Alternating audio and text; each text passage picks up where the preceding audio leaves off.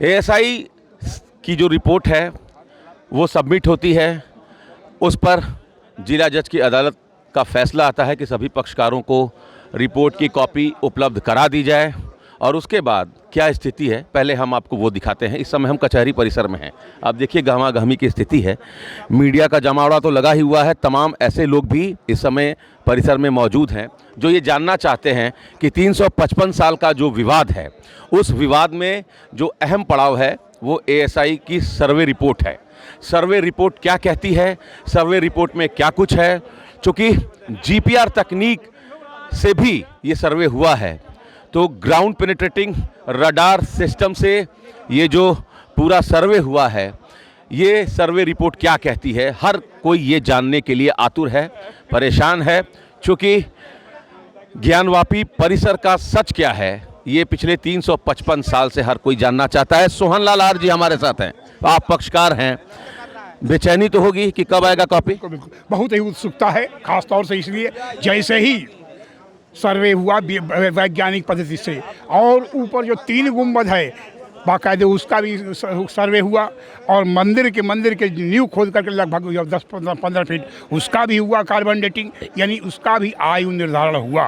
कहने का मतलब जितने भी साक्ष्य हैं, कार्बन जो है एएसआई जो वैज्ञानिक प्रणाली से है, यही वह बिंदु है, यह टर्निंग पॉइंट है हिंदू समाज के लिए, देश के सभी सनातन धर्मियों के लिए, और यही इस टर्निंग पॉइंट से ज्ञानवापी का सच उजागर हो जाएगा। 21 जुलाई को फैसला आता है जिला जज का कि सर्वे होगा।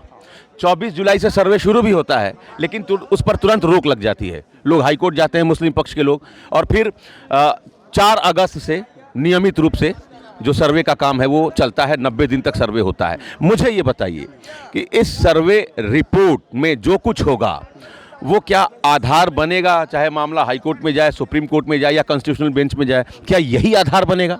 बिल्कुल बिल्कुल यही आधार पर श्री राम जन्मभूमि आंदोलन के दौरान वहाँ जो सर्वे हुआ था, उसमें विश्व हिंदू परिषद के प्रवक्ता भी हम थे।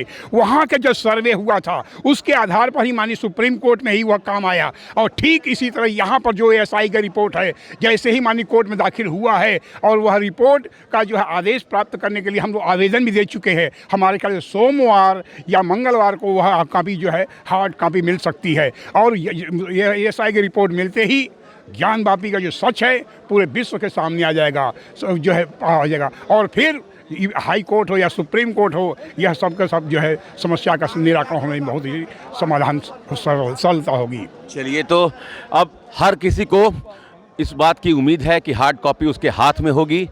90 दिन तक ये सर्वे हुआ। 2 नवंबर को सर्वे का काम पूरा हुआ। 18 दिसंबर को सर्वे की रिपोर्ट सबमिट की गई।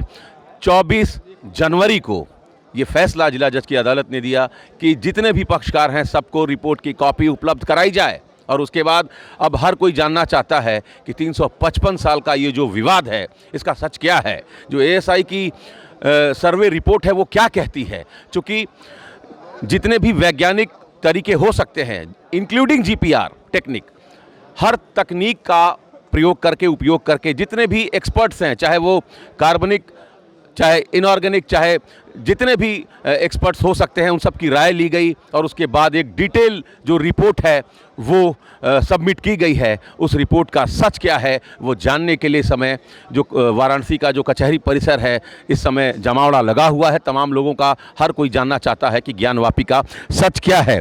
करीब 90 दिन तक जो सर्वे चला, 191 दिन यानी 151वें दिन जो सीलबंद रिपोर्ट है वो दाखिल की गई, और 38वें दिन कॉपी देने का आदेश आया। तो ये ज्ञानवापी वाला मामला भी कुछ अयोध्या की तरह उसी राह पर है। एएसआई सर्वे हो चुका है, रिपोर्ट सबमिट हो चुकी है, रिपोर्ट की हार्ड कॉपी देने का आदेश भी हो चुका है। रिपोर्ट कब हाथ में आती है इसको लेकर गहमा गहमी है। Amit Singh, TV9 UP, Varanasi.